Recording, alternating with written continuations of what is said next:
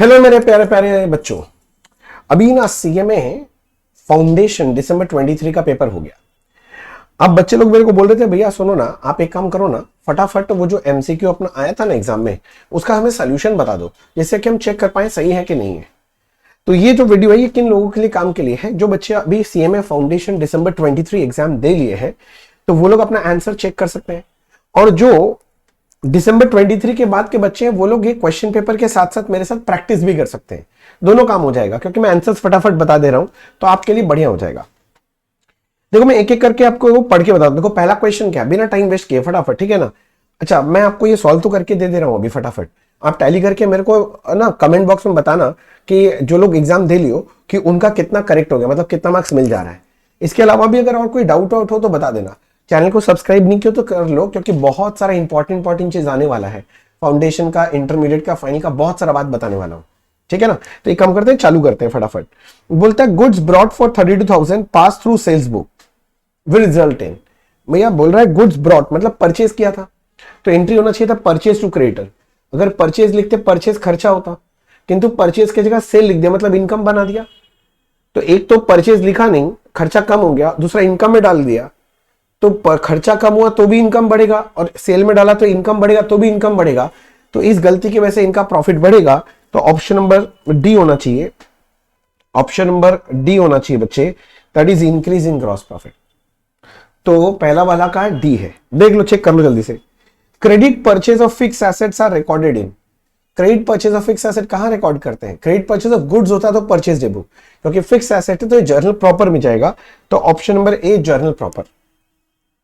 And expenditure is capital in nature when.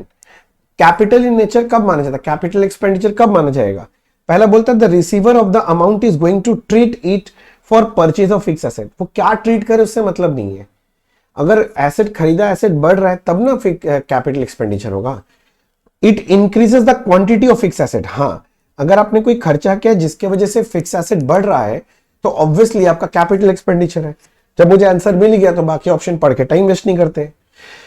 54 accounting does not record non financial transaction. हाँ, जो भी money में measurable है उसको रिकॉर्ड करते हैं, जो भी मनी में मेजरेबल नहीं है उसे हम रिकॉर्ड नहीं करते हैं। ये एज पर विच कॉन्सेप्ट होता है? तो बच्चे ये मनी मेजरमेंट कॉन्सेप्ट है, ठीक है भैया। बोलता है next the book value of assets are 145 800, ठीक है। बुक वैल्यू मतलब डिप्रिसिएशन करने के बाद after charging 3 years depreciation at the rate 10% per annum. हर साल का 10% डब्ल्यूडीबी है, तो 10% डेप्रिसिएशन करता है तो डब्ल्यूडीबी कितना परसेंट है? 90% है। बोलता है ओरिजिनल कॉस्ट कितना है? सुनो ना, 145 800 लो, डेप्रिसिएशन 10%, डब्ल्यूडीबी 90 है। कितना साल पहले करना था? कितना साल डेप्रिशिएट हो गया? 3 साल। तो 3 बार 90% से डिवाइड कर दो। Calculator low, 145 800 divide by 90%, divide by 90% and divide by 90%। तो भैया अब आपका फट से आंसर आ जाएगा कितना? 2 लाख, ठीक है। आगे अब इसके बाद बोल रहा है विच वन इज रॉन्ग। इनमें से कौन सा रॉन्ग है? पहला बोलता है debit the receiver credit the giver. ये तो ठीक है, ये तो अपना गोल्डन रूल का पार्ट है, पर्सनल अकाउंट का। Good. Debit all incomes credit all expense. ना ना ना ना ना, debit all expenses losses credit all income and gain. तो ऑप्शन नंबर बी गलत है। यही तो पूछा था कौन सा गलत है, तो ये ऑप्शन नंबर बी है। देखो 57 विच of the following is the step of accounting cycle. कौन सा अकाउंटिंग साइकिल का स्टेप है? तो पहला बोलता है लेजर, हाँ। फिर बोलता है एडजस्टेड ट्रायल बैलेंस, हाँ ट्रायल बैलेंस बनाएंगे। फाइनेंशियल स्टेटमेंट, हाँ भाई, तो सारा ही तो अकाउंटिंग साइकिल का स्टेप्स है। तो ऑप्शन नंबर डी क्लियर हो गया। नेक्स्ट फिर बोलता है परचेज ऑफ मशीन 890 का। तो 890 का हमने मशीन परचेज किया। फ्रेट कार्टेज पुट्टी उसके पहले का खर्चा एसेट के कॉस्ट में कैपिटलाइज होगा। इंस्टॉलेशन पुट्टी उसके पहले है, एसेट के कॉस्ट के साथ कैपिटलाइज होगा। इंश्योरेंस चार्जेस, ये तो भैया हर साल का खर्चा, ये रेवेन्यू कैपिटल एक्सपेंडिचर नहीं है। तो मेरे एसेट का ओरिजिनल कॉस्ट कितना हो गया? 890 प्लस 7000 प्लस 30 मिला के हो गया 927। अब बोलता है यूजफुल लाइफ 5 years है किंतु रेसिडुअल वैल्यू कुछ भी नहीं है। तो रेसिडुअल वैल्यू 0 है, यूजफुल लाइफ कितना ईयर्स है? 5 years। बोलता है calculate the amount of second year depreciation under straight line. Straight line में फर्स्ट, सेकंड, थर्ड, फोर्थ फर्क नहीं पड़ता, हर साल का डेप्रिसिएशन सेम होता है। तो 927 माइनस 0 डिवाइड बाई 5 करो, 185 400 आ रहा है। तो this is actually your option number C, ठीक है।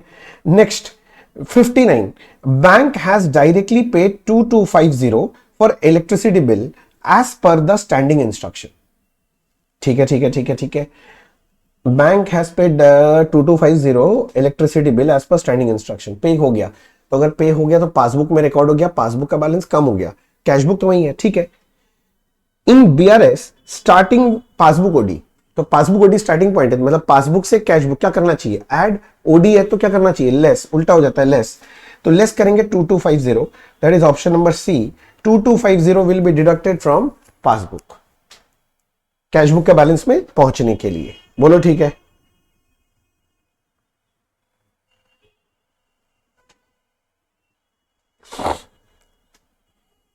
Sixty, goods costing 20,000 destroyed by accident, ठीक है। इंश्योरेंस क्लेम जीरो है। ये लोग पूछ रहे ज्वाइंट वेंचर में क्या करेंगे, अगर कोई भी गुड डिस्ट्रॉय हो जाए, कोई एबनॉर्मल लॉस हो चाहे नॉर्मल लॉस हो, ज्वाइंट वेंचर में उसके लिए कोई एंट्री नहीं करना। इंश्योरेंस क्लेम मिलेगा तो क्रेडिट कर देना, और यहां तो इंश्योरेंस क्लेम मिला ही नहीं है, तो इसका कोई भी इफेक्ट देने का जरूरत नहीं है। यानी क्या ऑप्शन है, no entry will be made in the books of joint venture. Next, on receipt of goods consignee debit which account. जब कंसाइनी को माल मिलता, कंसाइनी किसको डेबिट करेगा, कोई भी नहीं। कंसाइनर भेजता है तो वो रिकॉर्ड करता है, कंसाइनी को मिलता है तो उसका कोई जर्नल एंट्री नहीं होता है, तो आंसर है none of the above. Next, X send goods to Y costing 250, तो गुड्स का कॉस्ट कितना है 250। Goods are sold at cost plus 25, ये जो कॉस्ट है इसमें 25% जोड़ोगे तो इस सामान का सेल वैल्यू मिल जाएगा। तो 250 का माल अगर मैं बेचूं 25% जोड़ के, तो ये 312 500 में बिकेगा। बोलता है consigner ask consignee to pay advance for an amount equivalent to 60% of sale value. बोलता है सेल वैल्यू का 60% एडवांस होगा, तो इसका 60% करो, 187,500 आ रहा है। बोलता एडवांस कितने का है, बोले तो 187,500 का। Next, joint venture account is in the nature of, ये नॉमिनल है, हाँ nominal account. At the time of dishonour of endorse bill, हमने कोई बिल एंडोर्स किया था, वो डिसऑनर हो गया, तो ड्रॉवर के बुक्स में तो एंट्री होता है डेटर टू क्रेडिटर, और ड्रॉई के बुक्स में एंट्री होता है बिल्स पेबल टू ड्रॉवर।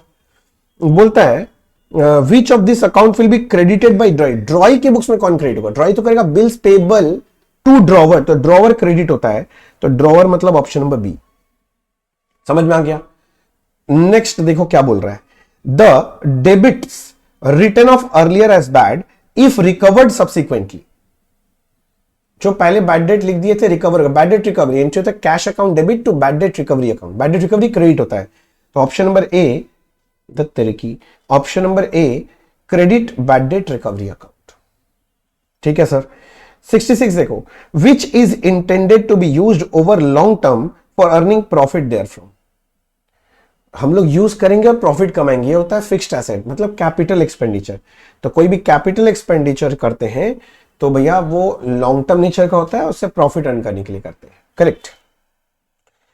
अब आपको बोला है देखो यहां पर निकालना क्या है, परचेज निकालना है। मैं बोलता हूं एक तो ट्रेडिंग अकाउंट ड्रॉ करो, बोलता है आपका ओपनिंग स्टॉक 50,000 का है, ठीक है, क्लोजिंग स्टॉक 40,000 का है, आपका सेल्स बोलता है 240 का है, profit margin is 20% on cost, CP SP profit is 20% on cost, तो सेलिंग प्राइस 120 है।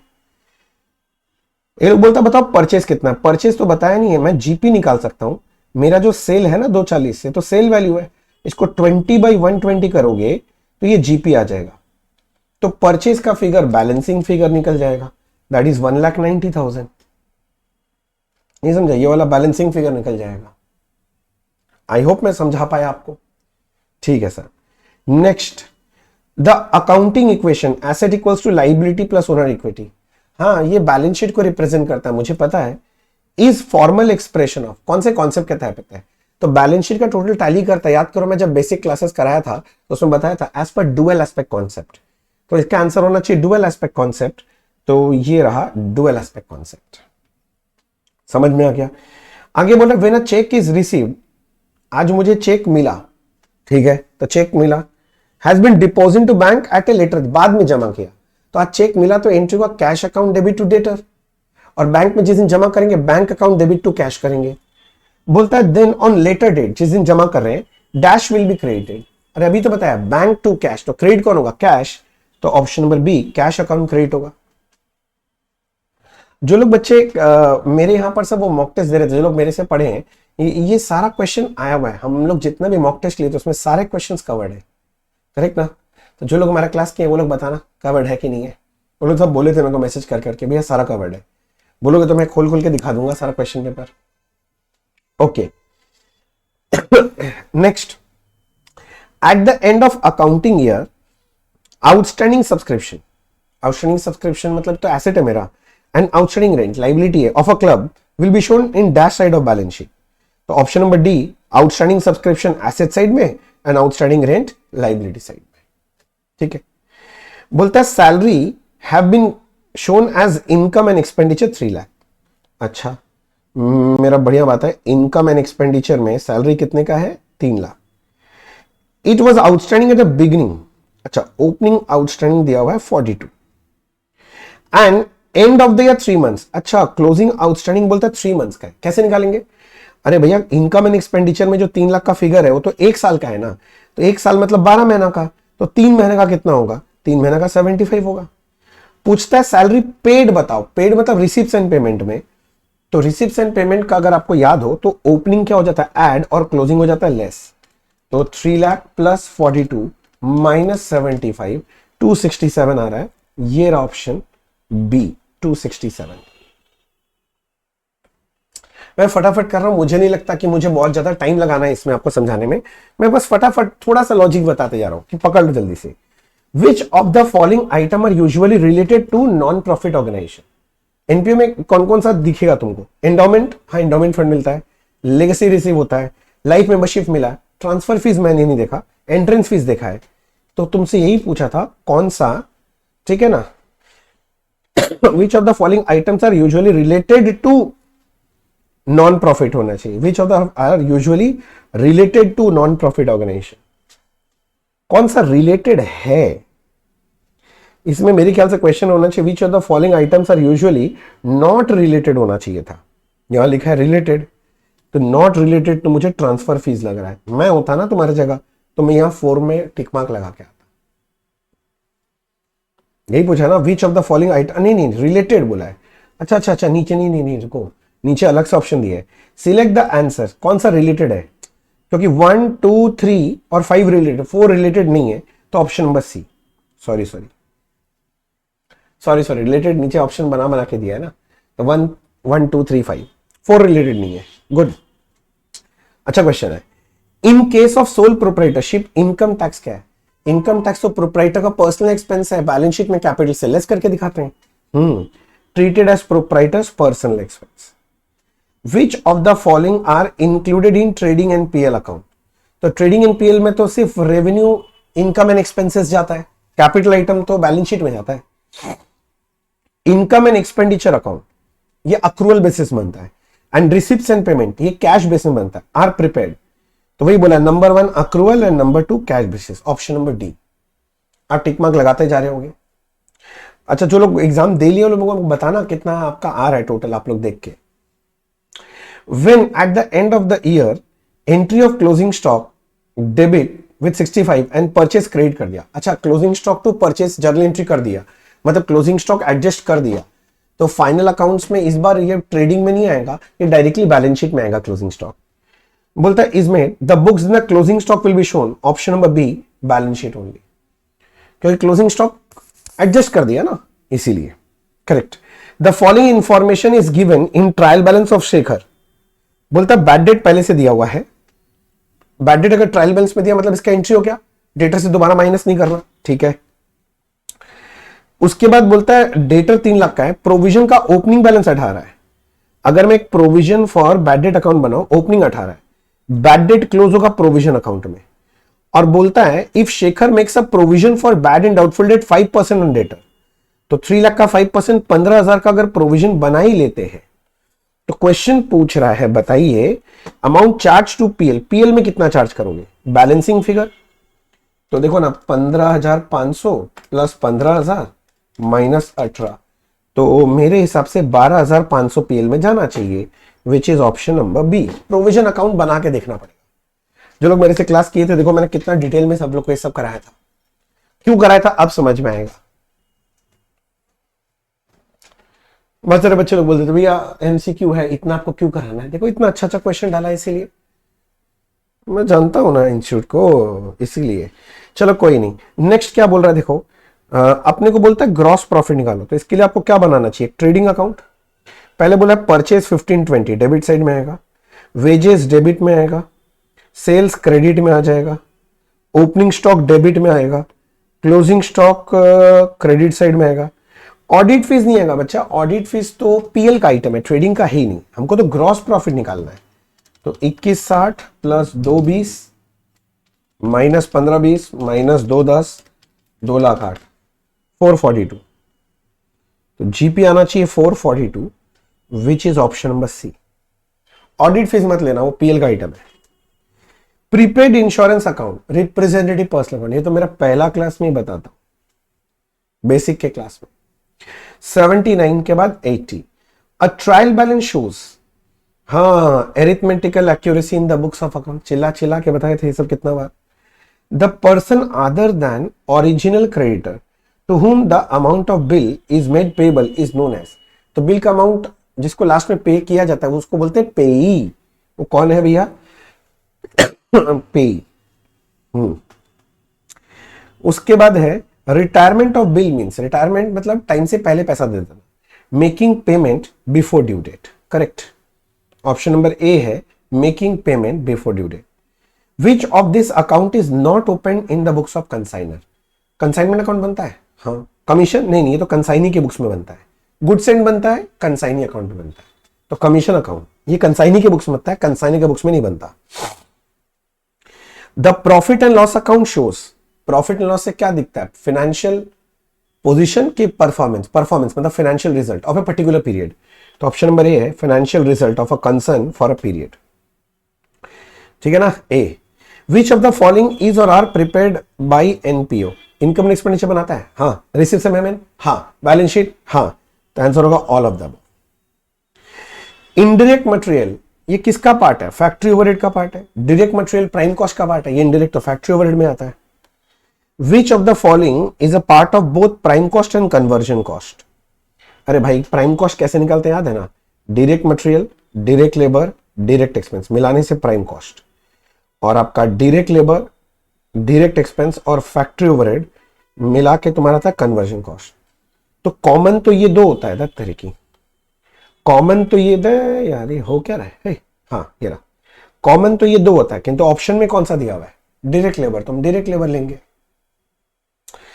87 हो गया। 88, in classification by function, function wise classification करेंगे तो कॉस्ट कितना तरह का है, manufacturing, administrative and selling. Sir material employ expense नहीं बोले, वो तो एलिमेंट वाइज क्लासिफिकेशन है। फिक्स्ड वेरिएबल वो तो बिहेवियर वाइज क्लासिफिकेशन है। कंट्रोलेबल एंड अनकंट्रोलेबल वो तो कंट्रोलेबिलिटी के हिसाब से क्लासिफिकेशन है। Option number B. To main the main purpose of cost accounting is, cost accounting decision making में हेल्प करता है, तो provide information management for decision making. Which one is true, इनमें से कौन सा सही है, नहीं sorry, which one is false, कौन सा फॉल्स है। Fixed cost per unit increases with increase in output, नहीं, जैसे जैसे आउटपुट इंक्रीज होता है fixed cost per unit decrease करता है। फॉल्स पूछा है, पहले ऑप्शन मिल गया मुझे, मैं बाकी पढ़ने ही क्यों जाऊं। Statement showing breakup of cost, कहां पर ब्रेकअप ऑफ कॉस्ट दिखाते हैं, कॉस्ट शीट में, तो option number D. A cost unit is, ये डेफिनेशन है, अरे जिसमें कॉस्ट को एक्सप्रेस करते हैं, तो unit of production of service in relation to which cost are एसेटेड, ऑप्शन बी, ठीक है। 93, from the following information find out purchase of raw material when raw material consume is इतना। अरे भाई रॉ मटेरियल कंज्यूम्ड का मतलब होता है opening stock plus purchase minus closing stock. Raw material consume 53 दे दिया है, ओपनिंग स्टॉक तुमको 6000 दिया है, परचेज तुमको दिया नहीं है, माइनस क्लोजिंग स्टॉक दे दिया 6000। तो परचेज जब निकालने जाओगे क्या करोगे, 53 प्लस 6000, ओपनिंग नहीं क्लोजिंग 9 है क्या बच्चे, क्लोजिंग तो 9 है, हाँ। तो प्लस 9000 माइनस 6000, बस 53 प्लस 9 माइनस 6, 56 आ रहा है। ये ऑप्शन बी। 94 देखते हैं बच्चे, 94 देखते हैं बच्चे, 94। Which of the following items is और are excluded from cost accounts. जो फाइनेंशियल नेचर का आइटम है, इनकम टैक्स फाइनेंशियल आइटम है, नहीं आएगा। इंटरेस्ट ऑन डिबेंचर नहीं आएगा, कैश डिस्काउंट नहीं आएगा, तो option number D all. Next क्या पूछ रहा है देखो, बोलता है आपका डायरेक्ट वेज जो है ना 246 का है, और फैक्ट्री कॉस्ट दिया है, ओवरहेड नहीं, फैक्ट्री कॉस्ट दिया 560 का। फैक्ट्री कॉस्ट समझते हैं ना कैसे निकलता है, direct material plus direct wage, अगर डायरेक्ट एक्सपेंस है तो ठीक है, नहीं तो नहीं, प्लस फैक्ट्री ओवरहेड कर देने से ये फैक्ट्री कॉस्ट आता है। ये दिया हुआ है, if the ratio of direct wage to factory overhead is 3:1, तो बोलता है बताओ डायरेक्ट मटेरियल कितना है, ये पूछ रहा है आपसे डायरेक्ट मटेरियल। मैं बोलता हूं डायरेक्ट वेज का फिगर तो 246 है, तो 246 मतलब तो 3 भाग है, एक भाग का मतलब कितना होगा 246 डिवाइडेड बाई 3, यानी एक भाग 82 का होगा। मेरे को डायरेक्ट मटेरियल बोलता कितना है, डायरेक्ट वेज मुझे पता है 246 है, फैक्ट्री ओवरहेड पता चल गया है 82,000 है, और फैक्ट्री कॉस्ट 560 है। तो क्या आप कैलकुलेट करके नहीं निकाल सकते, ये 560 में से 246 और ये 82 दोनों माइनस कर दो, तो 232 बच रहा है, 232, तो 232 ये आपका आंसर डी आ जाएगा, 232। समझ गया। Which costing method is use for spare parts, ये तो बैच कॉस्टिंग होता है, इसमें क्या है, बैच कॉस्टिंग, बैच वाइज बनता है स्पेयर पार्ट्स। अच्छा, और चार्ट है बस। डायरेक्टर रेम्यूनरेशन किसका पार्ट है, एडमिनिस्ट्रेटिव ओवरहेड का पार्ट है, ऑफिस एंड एडमिनिस्ट्रेशन। इंटरेस्ट क्या पड़ी है, नोशनल है, नोशनल झूठी मूठी का खर्चा। कॉस्ट अकाउंटिंग स्टैंडर्ड 9 किसके ऊपर है, बोलता है पैकिंग मटेरियल के ऊपर होता है, ये तो packing material cost. Direct expense are also known as chargeable expense, कितना बार तो हो गया, खत्म। तो बेटा ये आपका मैंने सारा आंसर्स मार्किंग करा दिया, जो बच्चे लोग एग्जाम दे लियो फटाफट चेक कर लो, और मुझे जल्दी से कमेंट बताओ कि आपको टोटल कितना मिल रहा है। एक एक क्वेश्चन 2 नंबर का होता है आपका, और जो बच्चे लोग रिवीजन करने के लिए बैठे थे आपका ये भी रिवीजन हो गया। इसके अलावा आपको जो भी चीज मेरे से हेल्प चाहिए मुझे जरूर बताओ, जरूर हेल्प करूंगा। आपको अगर अच्छा लगा हो तो वीडियो को लाइक करना ना भूलें, और इस वीडियो को अपने सारे सीमे फाउंडेशन के दोस्तों के साथ शेयर करें, इसे आंख के जैसे फैला दें। ठीक है सर, अगर आपको और कोई भी हेल्प चाहिएगा, कोई भी डाउट है तो कमेंट बॉक्स में लिखो, मैं जरूर आपको रिप्लाई करूंगा। Thank you so much, bye bye, God bless you.